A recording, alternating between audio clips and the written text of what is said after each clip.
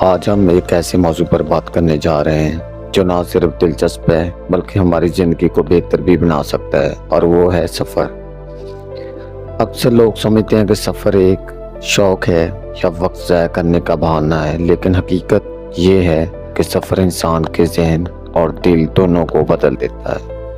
جب آپ کسی نئی جگہ جاتے ہیں تو آپ کو نہ صرف مختلف مناظر دیکھنے کو ملتے ہیں بلکہ وہاں کے لوگ، ان کی ثقافت، ان کی زبان اور ان کے رہنے سہنے کا انداز بھی دیکھنے کو ملتا ہے۔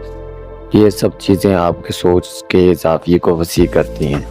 سفر ہمیں یہ سکھاتا ہے کہ دنیا صرف ہماری گلی یا شہر نہیں بلکہ یہ بہت بڑی اور خوبصورت ہے۔ سفر کی سب سے بڑی خوبی یہ ہے کہ یہ دل کو سکون دیتا ہے۔ روزمرہ کی مصروفیات اور مسائل سے دور نکل کر جب آپ کسی پرسکون جگہ جاتے ہیں، چاہے وہ پہاڑ ہوں، دریا کے کنارے ہوں یا کوئی تاریخی مقام ہو، تو ذہن کو نیا فریشنس ملتی ہے۔ یہ ایسا ہے جیسے آپ کا دماغ ریسیٹ ہو رہا ہو۔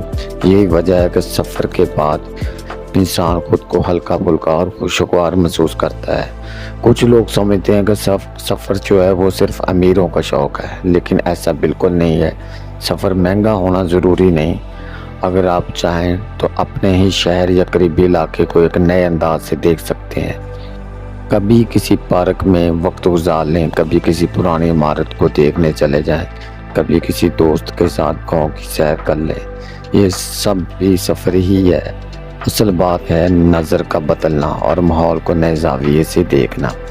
سفر ہمیں یادیں دیتا ہے، وہ یادیں جو ہمیشہ دل میں نقش رہتی ہیں۔ کبھی آپ دوستوں کے ساتھ ایک چھوٹا سا سفر کریں تو وہ لمحے زندگی بھر کے لیے قیمتی بن جاتے ہیں۔ یہ یادیں ہمیں مشکل وقت میں حوصلہ دیتی ہیں۔ انسان جب پرانی خوشگوار یادوں کو یاد کرتا ہے تو اس کا دل خود بخود خوش ہو جاتا ہے۔ دوستو، ایک اور اہم بات یہ ہے کہ سفر صرف تفریح نہیں بلکہ سیکھنے کا ذریعہ بھی ہے۔ آپ کو مختلف کھانے چکھنے کو ملتے ہیں، مختلف زبانیں سننے کو ملتی ہیں، اور یہ سب آپ کی شخصیت کو مضبوط بناتے ہیں۔